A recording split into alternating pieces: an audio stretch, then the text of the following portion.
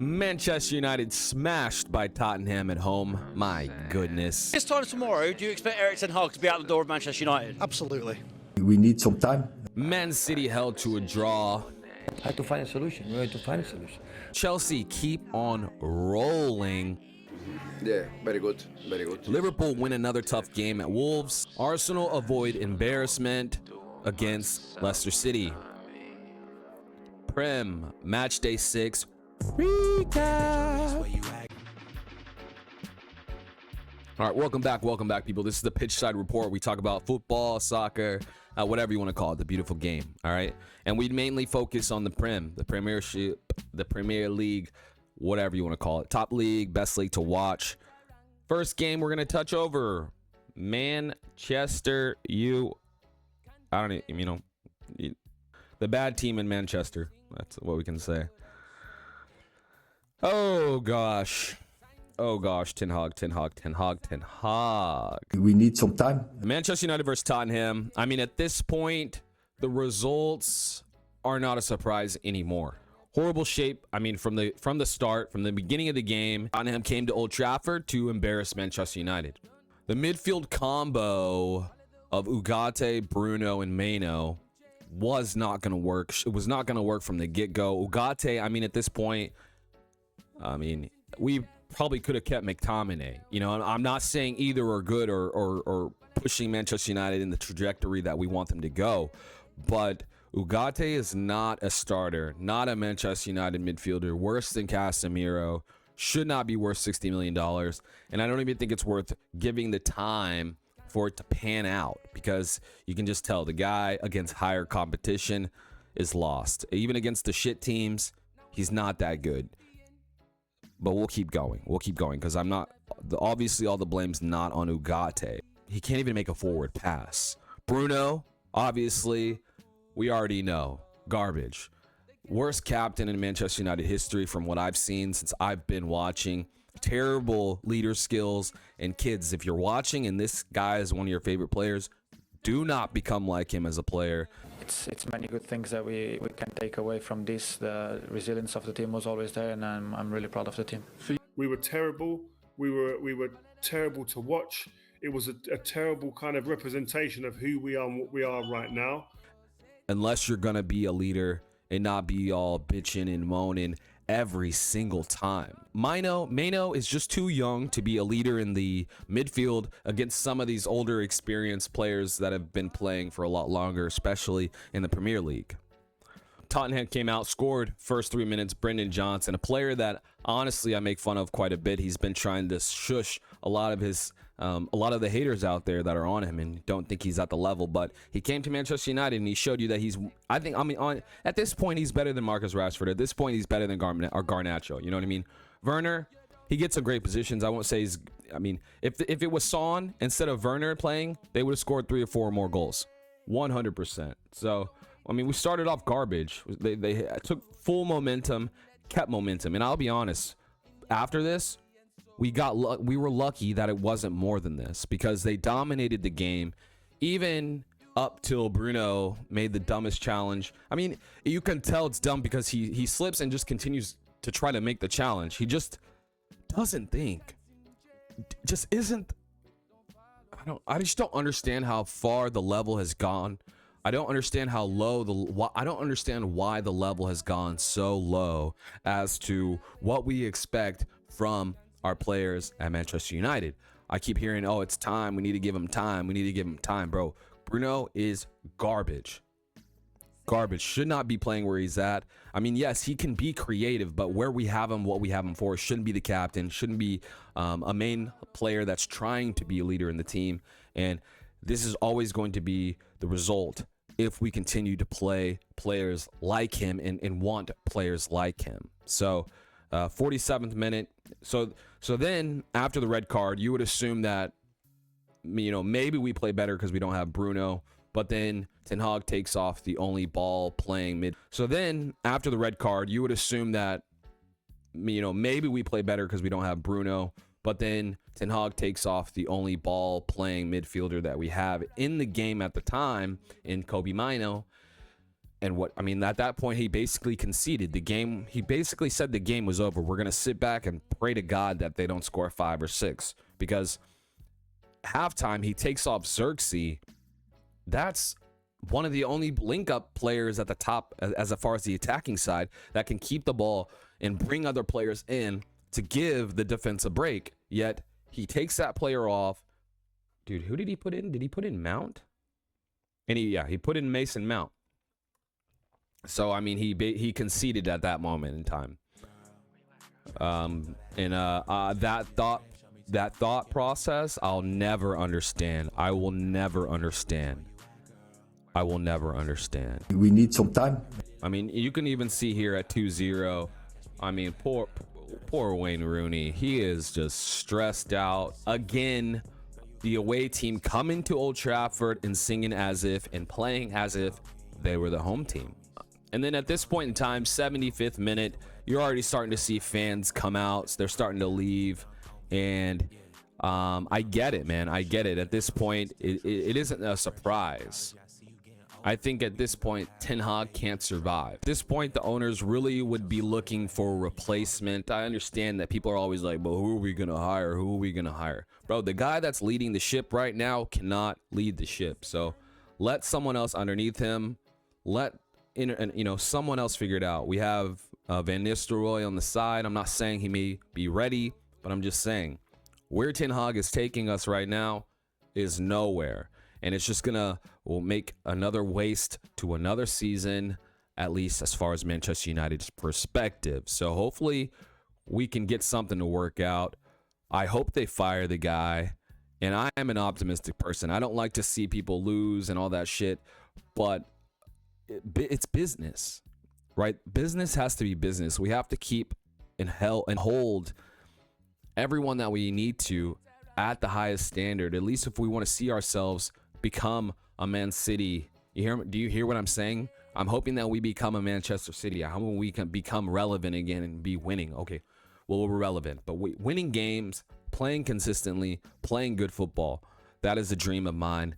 I mean, I really couldn't imagine paying to go see one of these games. I couldn't imagine flying to England, doing the lottery thing as someone who lives in America, going to try to watch Manchester United play, and they play like this. We need some time. It's an experience, but what a waste of time. What a waste of time.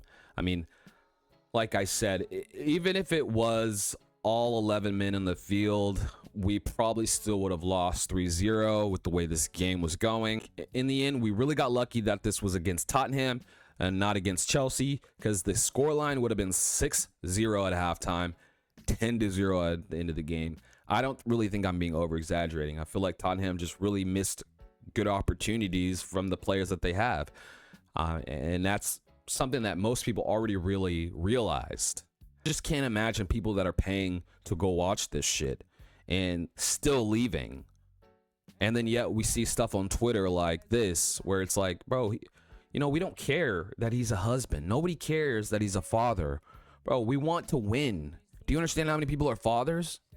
Do you know how many people are husbands? We don't care about these accolades. We want to win the league. We want to win the Champions League. We want enjoyable football. And this man is taking it from us. So I hope he gets fired. And I hope he still can go play somewhere or coach somewhere in the MLS or Sweden, where no one gives a shit. All right. Enough of Manchester United. We'll go on to another game here. Because, I mean, it's like at this point, you can't even stress yourself out over it. It's not a surprise with Manchester United. Not a surprise. All right, so Man City, they're held to a draw by Newcastle. This is a tough game. Away game for Man City, and I think they'll be happy to come away with the point. I think they should have won it in the end with the chances they had, but at the end of the day, they could not get it done. But the game started off hot, okay? It started off hot, but calm down. Jack Grealish was the one to break the lines and get the through ball for Gavardiol. I think that's how his name, yeah. But yeah, Jack Grealish to Gavardiol, and then decent goal. He's a player I really like watching. Yeah, second half, Man City came in pretty hot, acting like they were going to get another quick goal. Newcastle held firm. A moment in the game that changed it.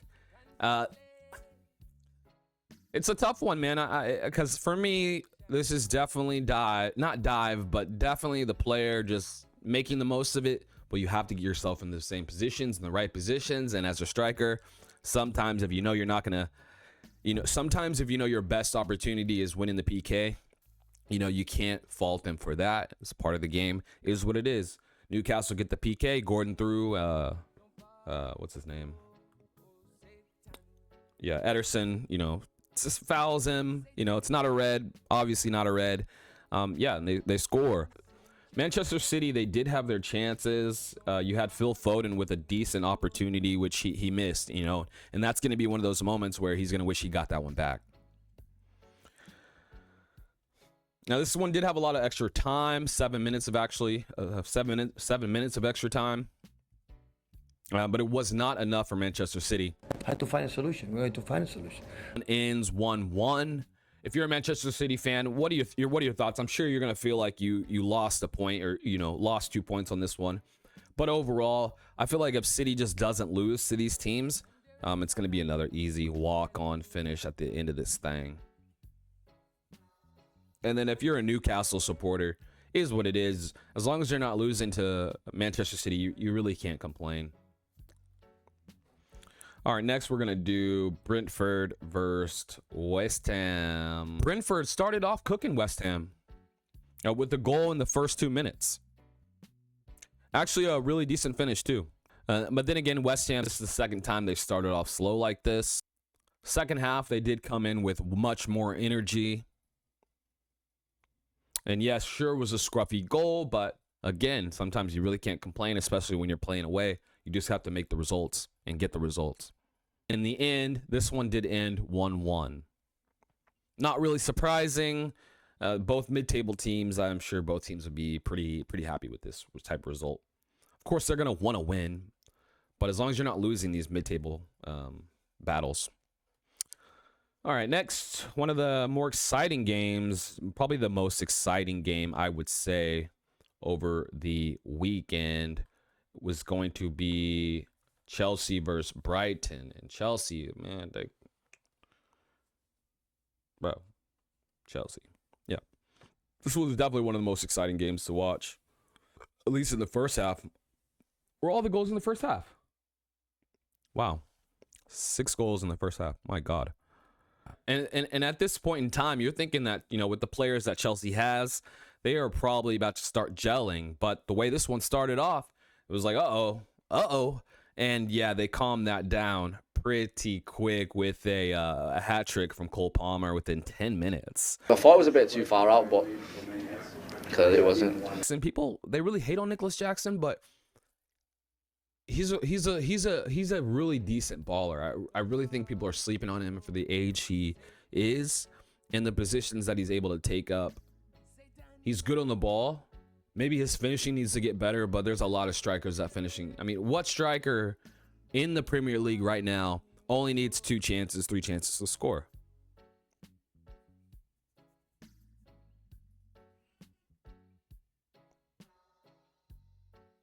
They all need a few, right? There's not a striker right now, I think, that's just too clinical. I would say Erling Haaland's probably the most clinical, but it's also the positions that he's taking typically to score the goals. I mean, most of the time, it's not that he's scoring these.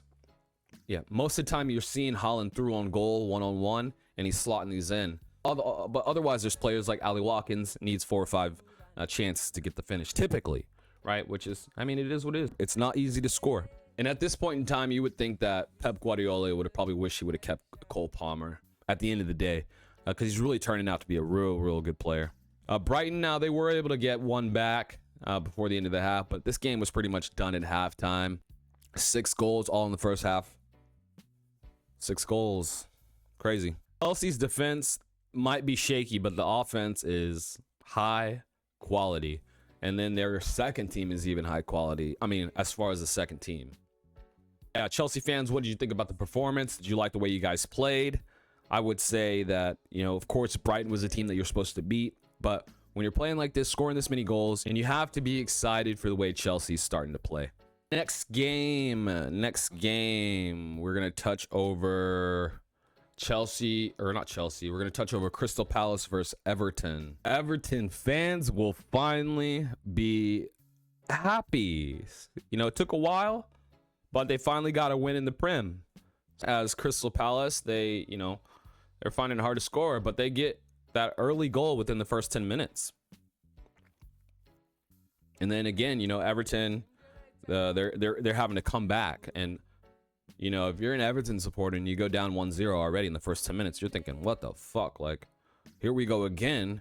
But no, Dwight McNeil, holy cow, he was about it. He was about it today. First goal, he scored twice, right? Or am I tripping? Yeah. First goal in the 47th minute. And then what a second goal. If I can find a clip, I will try to add it on here. You know, I don't want to get copyright, but I mean, the technique, and he is the player that scores these types of goals. So this is exciting to see if you're an Everton fan. Hopefully you guys can start turning this into wins. All you need to do is beat these teams, right? You need to just beat the lower teams, draw here and there against the top teams, maybe pull off a result here and there, maybe make it happen. But Everton's a team I definitely want to see stay up, just because I want to see that new stadium get done, and I want to see them playing it, at least in the Prem. At this point, do you think that Everton can start turning it around and making their way back up the table? If you're a Crystal Palace supporter, this one has to scare you, because this is truly a relegation battle here, at least what you would assume with the way teams are currently playing, and you guys just cannot score the goals, man. You just can't score goals. So got to get some more attacking players somehow. Hopefully it can gel more. Otherwise, I think you're really going to see Crystal Palace going down this year. Now, Arsenal, definitely the most cringy team as far as the Premier League and their social media go. So I feel like Arsenal takes every game just like a little too serious. But it is what it is, I guess. They really want to challenge. They really want to be in the mix. I feel like they're making it more tense than it has to be for those players, because this is a game that Arsenal's expected to win. Leicester City's just come up. I mean, Jamie Vardy's not what he used to be as far as their attacking line. Arsenal's at home. Yeah, they go up 2-0. I'm thinking, all right, game's over. You know, easy peasy lemon squeezy. And Leicester City, they were like, hold the phone. Did you forget? And they really tried to scare Arsenal. At the end there, you're thinking 2-2. Arsenal, they're giving this one away. This one away. But then, you know, 7 minutes of extra time. Again, I'm cool with the extra time. You know, more soccer, but yeah, a lot of these teams are giving breaks, because you're seeing a lot of goals in the extra time, like plus 93 minutes and on. So this is when they're gonna be, woo. You know what I mean? Like, they're going to be happy they end up getting through with this. And sometimes you do have to get through the gritty games, right? Especially when playing basically without their best creative player in Odegaard. So for them to keep getting results like this, scoring 4 goals in a game, you want to see it. Arteta, I don't like the way he plays, but he knows how to play, right? He knows how to set up a team. It's not the most attractive football to watch, but you got to say, with the players that he's been given at Arsenal, he's set them up to really do well, and that should be something that people clap. Like, yes, maybe he's not the guy to take you past the better teams where he's going against better technical managers and outclassed in that regard, but overall, I really do have a lot of respect for Arteta as a coach. I don't want to see them win, because I don't like that style of football, but you have to give him respect. Okay, he's turning that team into a team that does not lose. Yeah, and then Arsenal porters, just let me know what you guys thought about the game. Leicester City, y'all might be going down. It is what it is. If you're not able to, you know, somehow squeeze some of these results out. But again, you weren't expected to win this game, so should not be shocked. Next game, we're going to touch over Ipswich versus Aston Villa, which Aston Villa, they're gonna only be kicking themselves after this result, to be honest with you. Because, you know, they've got high aspirations, but to not get this result, yeah, they were the away team, but this is going to be one you're gonna want back. You're gonna really want back. This one is another game that started off quick. You had Dunlap or I'm sorry, you had Delap scoring in the 8th minute. And I mean, 7 minutes later, basically, you know, you had Morgan Rogers, who's really a baller. He got the second goal. He got their first goal for Aston Villa. 15 minutes later, you had Aston Villa take the lead. Ali Watkins with the goal. And then you had another decent goal by Delap. And when Aston Villa is 2-1 up, you're thinking that they're going to hold firm. Ipswich Town was able to grind out this one and get the result. Aston Villa is going to feel like they gave away 2 points for sure. And this is going to be a result for Ipswich Town. I think that they're going to look back on later down the line and say, thank goodness we got this result, because they're going to need to get results against the top teams, at least not losing. And they're going to need to beat the lower teams to try to have a chance. But there's still a team that you expect to go down at this point in time. And then Aston Villa, this is definitely going to hit them hard. I still think they're going to finish in the top 6. But if you're an Aston Villa fan, let me know what you guys think. I know y'all had Aston Villa is not a deep team, and they're in a lot of competition. So as the season gets down the line, it could start to affect them in the way they play. But we shall see. We shall see. The Liverpool game. So a Liverpool away, they're still expected to win the game, but these ones are tough. You know, you have to give respect to these higher teams where they go away to a team that's still going to sit back, have a lot of momentum as far as the crowd momentum, and they come through with a result. It was a gritty game. Overall, it was a gritty game. You know, Liverpool didn't just dominate them off the pitch, but yeah, this one took a while for goals to get going. You didn't get the first goal until the end of the first half. And then Wolves, they were able to get the equalizer in the 56th minute. And then you had Salah finish it off, getting the lead for Liverpool. Liverpool currently sit in first place now, which with that result, it actually puts Liverpool in first place. So I think that the table is really starting to take shape. You're going to start to see over the next month the teams that are really going to be in the mix at the top. I still consider Man City the team to win it all. Liverpool's going to be right there, and I think Chelsea's going to be right there. Arsenal, I still think they're going to finish top 4, but I think they're going to whizzle out towards the end, but we will see how Arteta keeps them rolling. You know, like I said earlier, I respect him, so definitely still not a team to sleep on, even though they're definitely the cringiest team to watch. But if you made it this far, I really appreciate you watching. And this is the Pitchside Report. We talk about football, soccer, the beautiful game that we all love. If you're feeling the vibe, subscribe. I'll probably do another live video midweek. If you want to get on that video, shoot me an email and then we can get that set up, because I'm always here to chat with other people who like to talk about football. So again, if you made it this far, I really appreciate you watching. And I shall see you guys in the next video. Later. Ten Hag out. We need some time.